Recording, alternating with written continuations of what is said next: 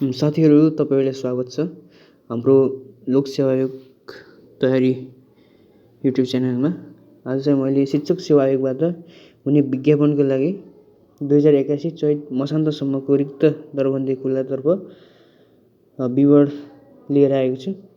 यो चाहिँ समावेशी यसमा जोडिएको छैन। समावेशी जोडिएर चाहिँ सङ्ख्या तलमाथि हुनेछ, यहाँ भएको भन्दा धेरै हुनसक्छ। यो चाहिँ खुल्लातर्फ मात्र रहेको छ। खुल्लातर्फ 1 मा ताप्लेजुङ 20 जना रहेको छ। त्यसै गरी 5 थरमा 30 जना, इलाममा 14 जना, त्यसै गरी सङ्खुवासभामा 9 जना, तेह्रथुममा 61 जना। 61 जना एकदमै राम्रो सङ्ख्या हो।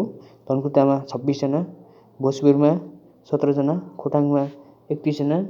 साथीहरू यो चाहिँ समावेशी जोडिएको छैन, यो चाहिँ खुल्लातर्फ मात्र हो। त्यसै गरी सोलुखुम्बुमा 16 जना, ओखलढुङ्गामा 11 जना, उदयपुरमा चाहिँ 52 जना, झापामा 88 जना। यो पनि एकदमै राम्रो सङ्ख्या हो। 88 जना भनेको खुल्लातर्फ मात्र। समावेशी जोडिएर चाहिँ यो 88 भन्दा अझै धेरै हुनेछ। त्यसै गरी मोरङमा कुनै पनि सङ्ख्या रहेको छैन। त्यसै गरी यो खाली रहेको छ। सुनसरीमा चाहिँ 20 जना रहेको छ। त्यसै गरी कोशी प्रदेशमा खुल्लातर्फ 419 जना रहेको छ। सप्तरीमा चाहिँ खाली रहेको छ। सिरामा 52 जना, धनुषामा 90 जना, एकदमै राम्रो खुल्लातर्फ खुलेको छ। महोत्तरीमा 52 जना, सर्लाहीमा 21 जना, रौतहटमा खाली रहेको छ। बारामा पनि खाली, पर्सामा 21 जना रहेको छ। त्यसै गरी मध्य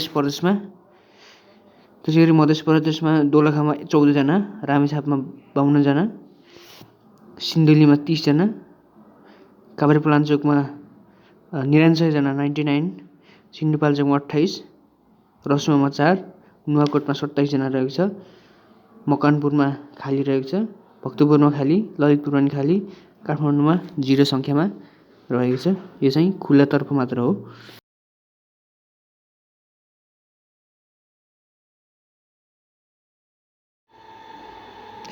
बागमती प्रदेशमा 387 जना रहेको छ भने, त्यसै गरी गोर्खामा 22 जना, लमजुङमा 8 जना, तनहुँमा 35 जना, कास्कीमा 81 जना, मनाङमा 0, मुस्ताङमा 7 जना, पर्वतमा 25 जना, स्याङ्जामा 19 जना, म्याग्दीमा 5 जना, बागलुङमा 45 जना र पूर्व नवलपरासीमा 16 जना गरेर 264 जना रहेको छ।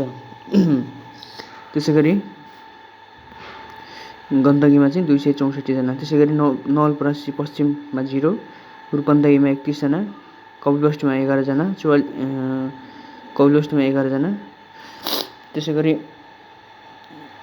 पर्वतमा 43 जना, गुल्मीमा 118 जना, रुकुम पूर्वमा 17 जना, रोल्पामा 19, प्युठानमा 3, दाङमा 44, बाँकीमा 35, बर्दियामा 14 गरेर लुम्बिनी प्रदेशमा 315 जना।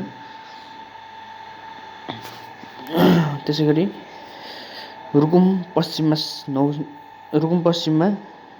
9 जना, रुकुम पश्चिममा 7 जना, अनि सल्यानमा 5 जना, डोल्पामा 9 जना, जुम्लामा चाहिँ 2 जना, मुगुमा 0, हुम्लामा 8, कालीकोटमा 8, अनि जाजरकोटमा 0, दैलेखमा 7 जना, सुर्खेतमा 16 जना गरेर जम्मा 16 जना गरेर जम्मा कति रहेको छ?